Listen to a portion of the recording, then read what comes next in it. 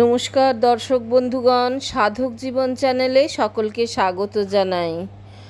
আজকে আর এক সাধকের কথা, উদ্ধারণ ঠাকুর।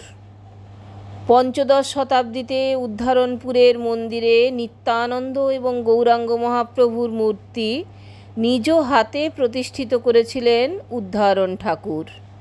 সেই মন্দির আজও আছে। আজও সেখানে হরিনাম সংকীর্তন অনুষ্ঠিত হয়। ধনী ভূস্বামী সুবর্ণবণিক উদ্ধারণ দত্ত একদিন এখানেই শ্রী শ্রী নিত্যানন্দ মহাপ্রভুর চরণে নিজেকে নিবেদন করেছিলেন। সর্বস্ব ত্যাগ করে তিনি পরম বৈষ্ণব হয়েছিলেন। উদ্ধারণ ঠাকুরের কৃষ্ণপ্রেম, ত্যাগ এবং বৈরাগ্য দর্শন করে পরম বৈষ্ণবী ভগবতী পর্যন্ত বিচলিত হন। তাই কিশোরী মূর্তিতে তিনি উদ্ধারণপুরে আবির্ভূতা হন। উদ্ধারণপুরকে কেন্দ্র করে এমন অনেক গল্পকথা প্রচলিত আছে। মধ্যাহ্নের খরতাপে এক শাঁখা বিক্রেতা চলেছে সপ্তগ্রামের দিকে। উদ্ধারণপুর গ্রামে এসে সে এক রূপবতী কিশোরী মেয়েকে দেখতে পেল। সর্বাঙ্গ সুন্দরী এমন মেয়ে সে জীবনে কখনো দেখেনি। তাকে হতবাক করে দিয়ে এক জোড়া শাঁখা নিয়ে মেয়েটি কোথায় অদৃশ্য হয়ে গেল। পয়সা নেবার জন্য দেখিয়ে দিল উদ্ধারণ দত্তের গৃহ।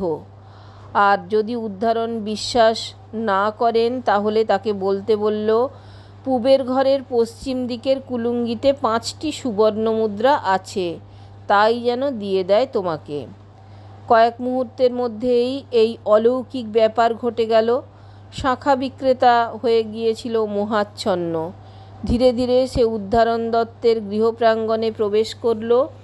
শাঁখারির কথা শুনে উদ্ধারণ দত্ত বিষয়াবিষ্ট হয়ে বলেছিলেন, আমার তো কন্যা নেই, তবে অন্য কারোর মেয়ে শাঁখা নিয়ে আমার নাম করে থাকতে পারে সে কথা আমি জানি না। শাঁখারি তখন সুবর্ণ মুদ্রার কথা উল্লেখ করল। উদ্ধারণ দত্ত কুলুঙ্গিতে অনুসন্ধান করে দেখলেন সত্যি সত্যি 5টি সুবর্ণ মুদ্রা আছে। তিনি বিস্মিত হয়ে ভাবলেন, এই মেয়ে তো সাধারণ মেয়ে নয়, যে করেই হোক এর দর্শন লাভ করতে হবে। অবশেষে শাঁখারির কাছে এসে বললেন, তুমি যদি আমায় সেই মেয়েকে দেখাতে পারো তাহলে ওই 5টি মুদ্রা তুমিই পাবে। শাঁখারি উদ্ধারণ দত্তের কথায় সম্মত হলো। অনেক অনুসন্ধান করেও সেই মেয়েটিকে দর্শন পাওয়া গেল না।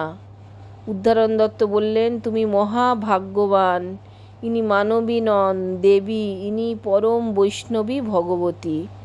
শাঁখারি নিজের ভুল বুঝতে পারল। অভিভূত হয়ে সে উদ্ধারণ দত্তের চরণে লুটিয়ে পড়ল। তখন উভয়েই নয়ন জলে ভাসতে লাগলেন। শাঁখারি আকুল প্রাণে বলতে লাগলো, মা, তুমি কি পূর্ব কথা ভুলে গেলে? তুমি যে বলেছিলে এখানেই তোমার দেখা পাবো। আমি দত্তমশায়ের কাছে যে মিথ্যেবাদী হয়ে গেলাম। শেষ অবধি সন্তানের আকুল ডাকে মায়ের প্রাণ বিচলিত হলো। তিনি গঙ্গার মধ্য থেকে শাঁখা পরিহিতা 2টি হাত তুলে দেখালেন। এই দৃশ্য দেখে নিজেকে ভাগ্যবান বলে মনে করলেন উদ্ধারণ দত্ত আর ওই শাঁখারি। এইভাবেই ধীরে ধীরে উদ্ধারণ দত্তের বৈরাগ্যের কথা প্রচারিত হলো। তার সাধুতায় মুগ্ধ হয়ে স্বয়ং ভগবতী আবির্ভূতা হয়েছেন।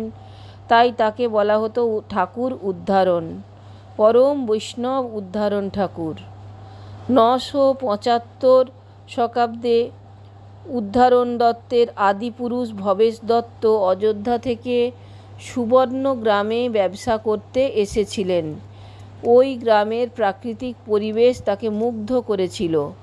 স্থানীয় বাসিন্দা কাঞ্জিলাল ধরের ভগিনী ভাগ্যবতীকে বিয়ে করে এখানেই বসবাস করতে থাকেন। ভবেশ দত্তের পুত্র কৃষ্ণ দত্ত। একসময় কৃষ্ণ দত্তের পাণ্ডিত্যের খ্যাতি দিকে দিকে ছড়িয়ে পড়েছিল।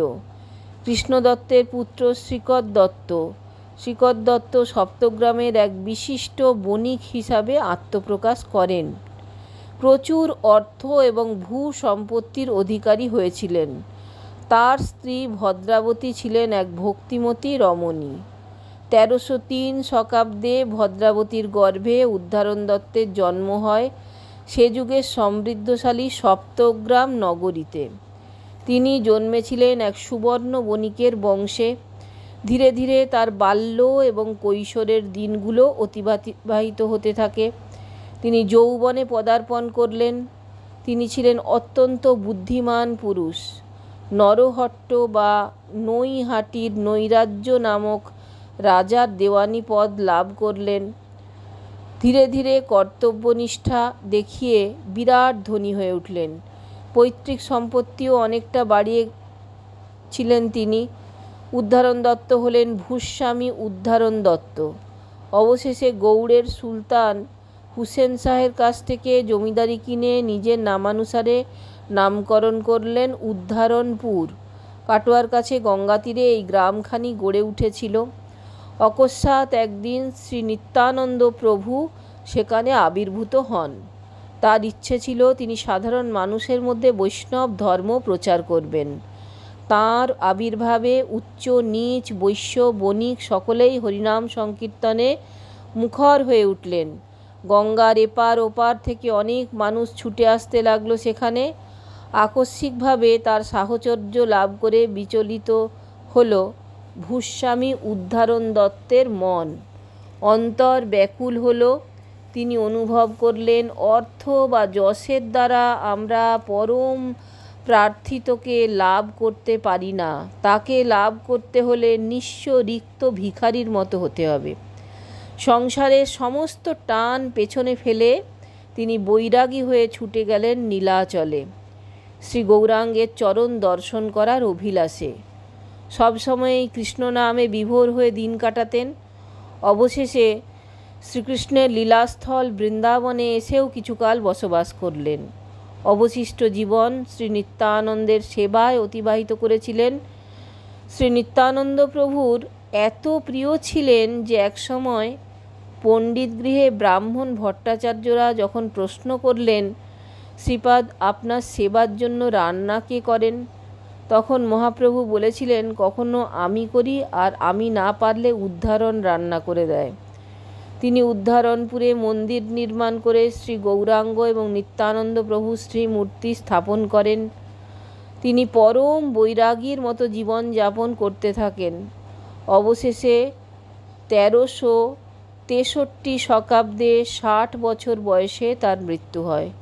সেই দিনটি ছিল অগ্রহায়ণের কৃষ্ণা ত্রয়োদশী। দর্শক বন্ধুগণ, যদি ভালো লাগে তাহলে অবশ্যই চ্যানেলটা একটা লাইক শেয়ার সাবস্ক্রাইব করার অনুরোধ রইল। সকলকে অজস্র ধন্যবাদ চ্যানেলটা দেখবার জন্য। নমস্কার।